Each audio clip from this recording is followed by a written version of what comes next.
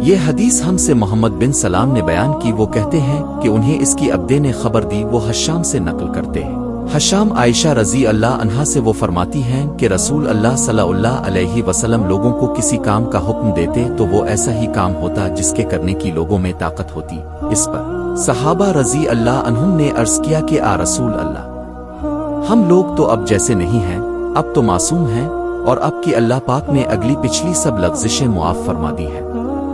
اس لیے ہمیں اپنے سے کچھ زیادہ عبادت کرنے کا حکم فرمائیے۔ یہ سن کر اب صلی اللہ علیہ وسلم ناراض ہوئے، حتیٰ کہ خفگی اب صلی اللہ علیہ وسلم کے چہرہ مبارک سے ظاہر ہونے لگی۔ پھر فرمایا کہ بے شک میں تم سب سے زیادہ اللہ سے ڈرتا ہوں اور تم سب سے زیادہ اسے جانتا ہوں، بس تم مجھ سے بڑھ کر عبادت نہیں کر سکتے۔